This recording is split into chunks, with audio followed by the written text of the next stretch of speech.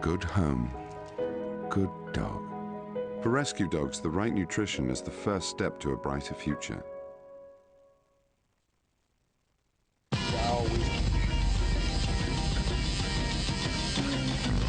This is Phil.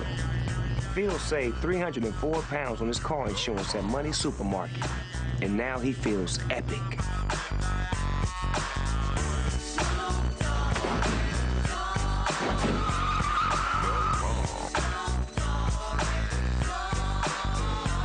Save money and feel epic. You are so Money Supermarket. Blinkbox Music sponsors the big reunion. On this year's big reunion, 6 colossal combos from the 90s and noughties rise from the pop ashes to perform at a massive one-off exclusive gig of a lifetime. I'm quite apprehensive. I'm not 18, 19 anymore. But after a decade-long estrangement, can they get their act together in time? This is not going to happen. We're going to just be a band that doesn't dance. But I think we're going to surprise a few people. Am I ready? We'll see. We'll have to be ready. This is the big reunion.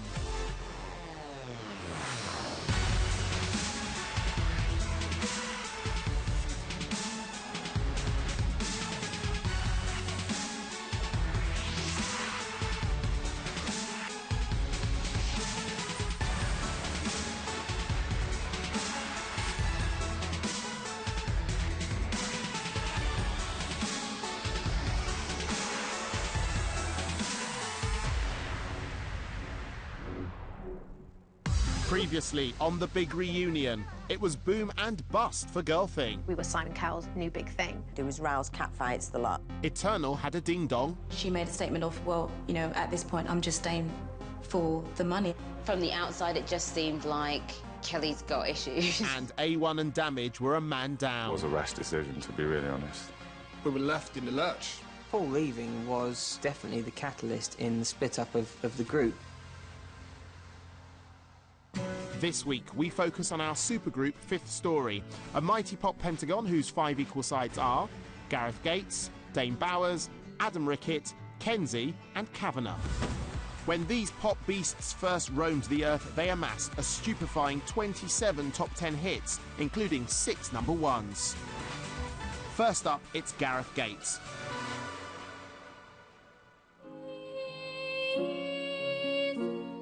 Ex-choir boy Gareth was a shy lad with immobile hair and a speech impediment when, in 2001, he auditioned for a new TV show.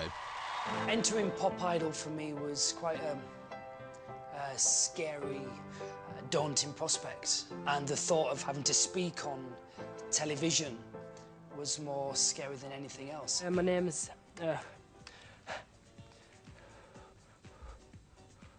When they asked me my name, I was like, oh, brilliant, here we go. So I was like, you know, we all saw it. Gareth Gates. Soon we all knew his name. As the nation clutched him into its collective bosom, he became the hot favourite to win Pop Idol.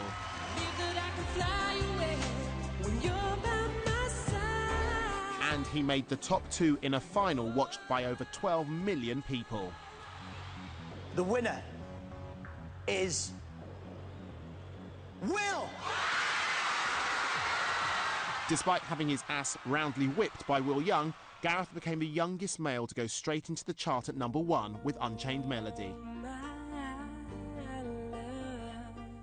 He went on to top the charts 3 more times, selling over 5 million records worldwide, whilst his debut album went double platinum. I had lots of girls throwing themselves at me, which was, which was a really nice feeling. The bashful boy from Bradford became a huge hit with the ladies. And he soon found out that fame would come at a price. Katie Price, that is. We saw each other for about 3 or 4 months, and it was fun. She's a really lovely, lovely girl. At first, he denied it, but when the public found out the truth, Gareth's career would take a nosedive. I denied the whole Jordan thing simply because I was 17. I didn't want my family to read about my sex life. I think if I hadn't had lied, it wouldn't have been as big a deal. And, family, friends, fans wouldn't have felt as let down, I guess. Our second member is Dane Bowers. Dane was a troubled kid from Croydon who'd been booted out of 3 educational establishments before finding his feet at the Brit School. I wasn't at Brit School to sing, I was doing drama. I did have a pair of tap shoes and I did have a leotard. But Dane was destined to live a leotard-free existence. We didn't actually audition to be a band. I mean, I got into it through Wayne, and he had already met the other two and was talking to a record label and already in discussions of what he wanted to do and putting a band together. That band became Another Level, in reverse alphabetical order: Wayne, Mark, Dane and Bobak, who signed Cool BMG offshoot North West Side Records. The only people on our label were us, Jay-Z and NSYNC. It led to us obviously having Jay-Z on our first single, which was phenomenal. At the time, I don't think people realised how big it was. Another Level, Jay-Z. We released Be Alone No More as a white label. We were #1 on every R&B chart. Everyone thought we were a black American group. And then to turn that into, you know, a top 10 hit for our first single, being an R&B song, which at that time there was none. Pervoramic's second single, Freak Me, did even better.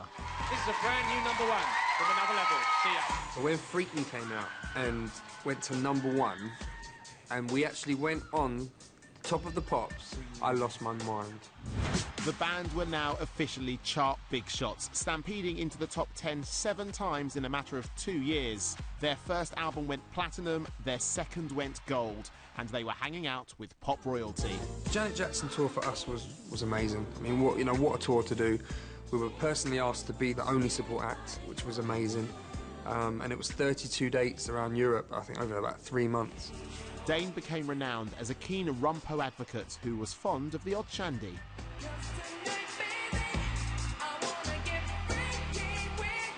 And I did have fun with the odd glamour girl here and there. The women and the drink is definitely something that I can have to put my hands up to. I mean, I could drink for England. But soon, the cracks in the band started to show. Sometimes I did feel like the group revolved around me, which was wrong. It never did. But I was a bit of a dick back then. Another Level's one-way ticket to pop oblivion came as a shock to Dane. We split up in our solicitor's office without even knowing about it. We all went to speak to our solicitor about a deal or about a contract. And Wayne just sat there and goes, "Look, guys, I'm going to say, I'm leaving the band." Out of nowhere. We were like, what? I didn't want Another Level to end. I think it was way too soon. I think we were on the verge of being big. We weren't big yet. We were good, but we could have been massive. After Another Level's tragic demise, Dane went on to solo notoriety, most notably when punished by Victoria Beckham in Out of Your Mind. We went to Magaluf, and I had Victoria in the middle of the dance floor in a furry bra, MCing while I was DJing. Oh, yes. But after a record label shake-up, Dane was dropped. I don't think they were that bothered about kind of pushing me. I wasn't a huge star, you know, I wasn't breaking any records. We just said, look, let's leave it. And that for me was a hard point, because from there, it's like, now what do I do? This jewel's gonna punish you. Stepping up for his first taste of life in a group, what could possibly go wrong? It's Kavanagh. Manchester-born Anthony Kavanagh was flipping burgers when he got his big break at the age of 16. Working at McDonald's at the time, I wanted to be a pop star. I found out that the manager of Take That was in Manchester. He had an office there, Nigel Martin-Smith. So I made this demo tape, found where his office was, went down to the office, and in that split second, Nigel Martin-Smith happened to walk through. Couldn't have been better timing. He's like, "Oh yeah, what are you doing?" He just went, "Give it here," like that. He took it off me. Cav was signed up, but not just for his beautiful face and luxuriant hair. Because I was also a writer, I got a record deal and a publishing deal. So you get an advance So you're talking, there was 300 grand there straight away in my account from nothing. The first thing I did with that money was buy a house for me and my parents. It was amazing to be able to do that. After, you know, 10, 12 years in this council house, to suddenly be on this nice little posh estate with this little house. But it was a breakthrough cover of Shalimar's I Can Make You Feel Good that propelled Cav to true success. I was this little cheeky, manky northern lad. Smash Hits, they really had me as their, you know, poster kid in a way. I was in every issue, I got loads of covers. He's a cutie rather than a QC. He is Kavanagh. He was invited to some swanksome soirees like the Brit Awards, where he got his first taste of excess. This guy just come up to me and he went, "You all right, mate?" I was like, "Yeah." He went, "Yeah, take this." And he gave me a little pink pill. And I was like, "What's that?" And he went, "Just try it. It'll make you feel good." And I did.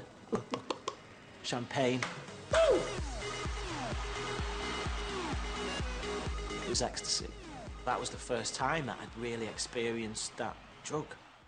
The next morning, I had to film the video for MFEO at 7 o'clock in the morning. And I woke up, I was still off my head. And I'll make you see what MFEO. If you see the video now, you can see I'm like really like, yeah. MFEO.